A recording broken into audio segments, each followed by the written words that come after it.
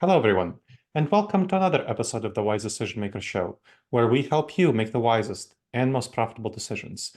My name is Dr. Gleb Tsipursky. I'm the CEO of Disaster Avoidance Experts, the future of work consultancy that sponsors the Wise Decision Maker Show. And I'm joined today by Jeff. Jeff, can you please introduce yourself and tell us a little bit about what you do? Thanks, Dr. Gleb. Jeff Williams here. I work for Paychex. I've got a couple of responsibilities for the firm. One of them is for our mid-market clients. So that's for our bigger customers. And I'm responsible for their satisfaction and the operating performance and the financial performance of that business. And I'm also accountable for our HR solutions business unit. So the HR services that we sell to all of our clients, those services run through my groups. And thinking about the HR services in particular, one of the things you're focusing on is hybrid work.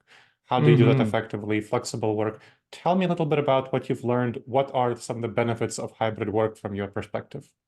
Sure, they probably go into the categories of what's great for the employee, what's great for the employer, and then what's great at the intersection. So I think for the employee, what we've really seen coming out of the pandemic, no big surprise, but our research tells us that maintaining hybrid work arrangements are really important for workers' well-being. And they're important in an inflationary environment to make sure those workers are controlling their costs of work. So we see a worker who wants the flexibility that comes from a hybrid arrangement, and we're seeing that drive incremental satisfaction in their work experience and in their work-life balance. Then from a company standpoint, there's this opportunity in a very tight labor market still, despite some of the headlines, to be able to recruit from a much larger applicant pool. So you can expand, if you're not constricted with a commuting catchment, you can expand your access to talent and skills pretty much wherever you can imagine getting them from. So that's a real benefit for employers. And then that intersection is finding presence with purpose.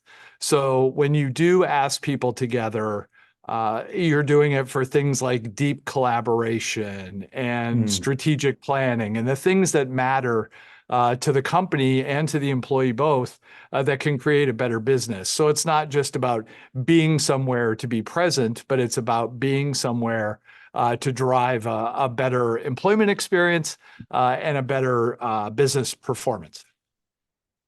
Those are definitely benefits, but we've also seen some challenges. So I helped 26 organizations figure out their future work policy, hybrid work, and we're definitely seeing a number of challenges that companies are trying to solve within the sphere of hybrid work. What have you seen as the challenges, and what are the best solutions to these challenges? Well, I think we've got a couple of challenges that are persistent. I think one is, how do you do long-term planning for facilities, for recruiting, for business strategy, while some of this still feels a little unsettled? It still feels like we are getting back to work. We are returning to office. We are doing things, but I think those that are confident, they have the long-term picture on this figured out, might be a little bit overconfident. I think for employers, there's a perception that if I can't see it, maybe it's not happening. And the ability to maybe command and control the work is challenging from a tactical perspective. And then from a strategic perspective, how do I create similar bonds and similar culture to when I had everybody together? I think those are some real challenges around what's the future of my firm if I can't see it and touch it every day. And I think for the employee, we've seen the statistics that would suggest pre-pandemic, we were experiencing about 1 in 5 having mental health challenges in the workplace. Those numbers are moving towards 1 in 3. And colleagues can feel isolated. They can feel like they don't have the help and support network around them that they used to have. And they just maybe are not having the most healthy human interactions on a day-to-day basis. They're programming themselves every minute of every day, and they're not giving themselves room to breathe personally, and maybe not feeling they're getting the support they need professionally. So that can be a difficult brew for the employee. And then there's just all the pragmatic challenges of what happens when equipment breaks, what happens when I need to do certain tasks that actually require me to be in an office or to be seen. There's just all the pragmatic issues of maybe I have, a workforce that's in the office. Maybe I've got one that's remote. Maybe I've got one that's globally deployed. And now I have this overlay of, there's lots of automation coming our way, which is creating new job types, new baskets of work, and the pace of change that we have to land all of this in it's accelerating on all of us. So I think you kind of put all of that together, and it's difficult to do business planning, and in some ways it's difficult to be an employee. Yeah, I think that you're hitting the nail on the head, that companies that are not figuring out the long-term implications. And one of the things I've seen is that companies just say, well, let's just go to the office 2 days a week or 3 days a week. And they're not realizing that you need to adapt and figure out how to do things differently. So let's talk a little bit about the challenges that you're seeing and how to solve them. So let's just starting with the first one, the seeing people. When managers are not trained on how to manage people, when the people are working remotely part of the time, let's say there are people coming to the office half of their time, and the managers are not seeing them half of the time. And that's really difficult for managers. So what should be the situation? How should managers be trained, or what should be the policy be to address that concern of companies, the command and control concern of companies around hybrid work? Yes. Yeah, there's so many companies, Dr. Gleb, that I talked to who, really celebrated their ability to withstand going home over a weekend and standing up the company. And they all felt like, almost universally, the feedback I get is, we didn't know we were capable of this. When really pushed into an emergency situation, we did Herculean things. And we are very proud of that. I hear more pride about how companies handle COVID than I hear anything else about that time period. And it's really neat. But then there's a bit of this aftershock of, okay, what now? There was nothing to do then. So you experience these big productivity gains that have been a little bit elusive. We see productivity slowing a little bit. And the implication of that is, how do I keep accelerating my business when you're right? I now have some people that are coming in. I have some people that are not in. I have different standards for each. I think it's important to really step back and say, why? Like, why do I want people here Tuesday, Wednesday, and Thursday? What are we going to accomplish together that's going to attract the employee to want to be there and to allow them to bring the discretionary effort and caring to their job that's going to make a difference from a business performance perspective? So I think we need to appeal to things like learning, sharing, growth, common purpose.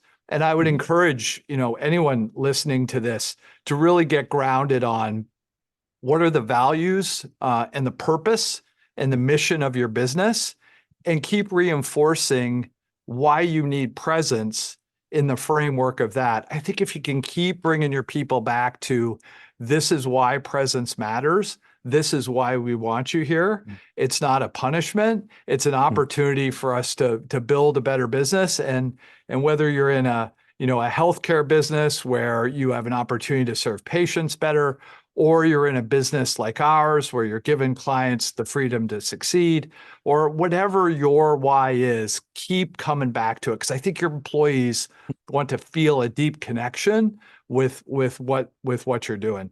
And then, to the more pragmatic side, try and level out the playing field for those that are in and outside the office. And what I mean by that is, if you're making social time for those in the office, make social time on Zoom for those that are out of the office. If you're having very structured one-on-ones in person, make sure you're doing that as well. If you have monitoring capabilities and toolkits that maybe haven't kept pace with how quickly you send people home, make sure those things are, as much as you can, have a sense of fairness and equity and balance to them. across all of your populations. And I think if you keep grounded on some of those principles, keep high integrity, and maybe allow yourself a little bit of vulnerability with your employees that you haven't got it all figured out yet, and you actually need their help in the design of the future of work. I think you might be a little bit surprised on what your employees will do to help you figure all of that out. Yeah, I want to build on that last point and circle back to Mm, what you were talking about yes. before in terms of the reinforcing the values. I was just literally yesterday, I did a half-day facilitation for our leadership team on figuring out their culture vision for the future of work, for their hybrid work policy.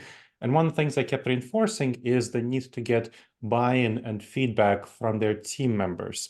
And so not simply reinforcing the values, but getting buy-in, actually co-constructing the future of work policy, to have a team-led model where there's grassroots support and input into whatever will be the future. So figuring out, okay, why, not simply Yes. why I think people should need to be in the office, but why staff should think they should need to be in the office. Because frankly, when I talk to staff and feedback in doing surveys and focus groups, they tell me that, well, leaders tend to live within a couple of miles of the office.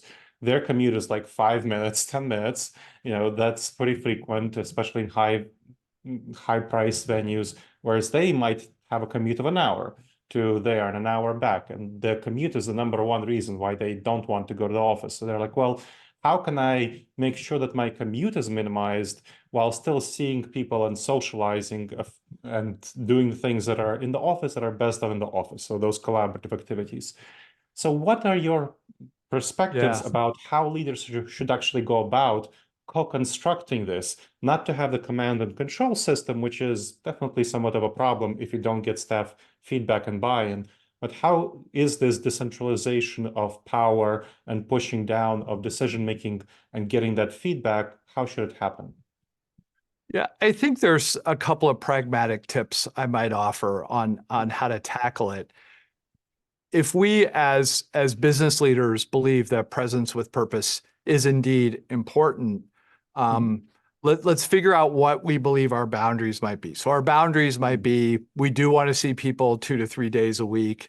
We believe that deep collaboration during that time fosters better business performance, builds a great culture, grows the next generation of leaders in the firm. Like that might be our belief system. So if you take that as that's what's important to us and as an employer, does it matter as much whether it's Tuesday, Wednesday, Thursday, Monday, Wednesday, Friday? As an example, like our busy days may be in a certain time of week, but our employees may prioritize being able to work Mondays and Fridays at home. That might be the answer that works best for employees, and figuring out how to balance those needs of the presence, but also giving respect to when employees think those best days might be, I think creates another level of buy-in. And that commuting point is a great one. We get that one a lot. Particularly as more and more people are coming back out into the world, commuting times are inching back up everywhere. And it can be as simple as we'll go with flex time. So we'll allow that 8 hours to be 7 a.m. to 3 p.m. so we can come in before rush and leave before rush. Or maybe it's 10 to 6 p.m. and maybe it's a little bit different for those with different needs, but we're really going to be focused on the vast majority of people being in at our peak time. And just for simplicity's sake, maybe our peak time is from Wednesday from 10 a.m. to 3 p.m. And in that time, we're going to have a town hall and we're going to have some collaboration meetings and we're going to have a hackathon and we're going to do that strategic ideation and we're going to have a lean event. So making it like, wow, there's actually things happening there that matter. My team's going to be there and we're going to do important things for the business and for my career at the same time. Like, I think you can start thinking of it that way. I think it can create a whole new level of co-design that can get you more buy-in. Yeah, that makes a lot of sense. And I want to also dig there a little bit deeper into the point on that proximity bias. So the proximity Hmm. bias, the concept Yes. that we favor those who are close to us. I have a Harvard Business Review article about this. So this is definitely an issue in terms of the people who are spending some time working remotely, spending some time in the office, and when they're not in the office and other people are, that there's a concern that those people who are currently in the office will be treated more favorably. So what are your thoughts about strategies, tactics to address these sorts of issues? Yeah, and I'd even build on your point a little bit because we saw it during the pandemic where there were socio-demographic differences on who is coming into work versus who is not. There's different accesses to quality and size of space for work from home environments. There's different access to quiet versus noise. So I think all of that can play in. What I would encourage business leaders to do is get really grounded on the data and on the performance standards that you have to take some of that nuance and bias out. So for example, you may have a performance standard that says we're going to turn around a certain type of case to our clients within 8 hours. That's very understandable. It's very measurable. You can create a standard whether someone's in or whether they're out of the office, and being transparent about this is what we expect from work, having fair reward systems and incentive systems in place, I think is really important.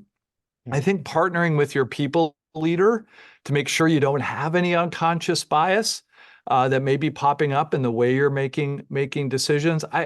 My experience is that most business leaders really do want to do the right thing, and sometimes they just need a partner to ideate with, whether that partner's in front of them or on a Zoom, to get to the right answers. So I would say, a leader doesn't have to feel like they're alone in the challenge.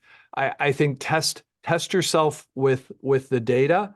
Test yourself for any unconscious bias. Get help from your friends that are professionals and can give you a hand to make sure that you're being as transparent and as democratic as you can be. Excellent. Now, as we're coming to the end of the interview, what do you think will be the future of flexible work? Where do you see it as going in the next several years? You didn't say I was going to need my crystal ball today when we said this.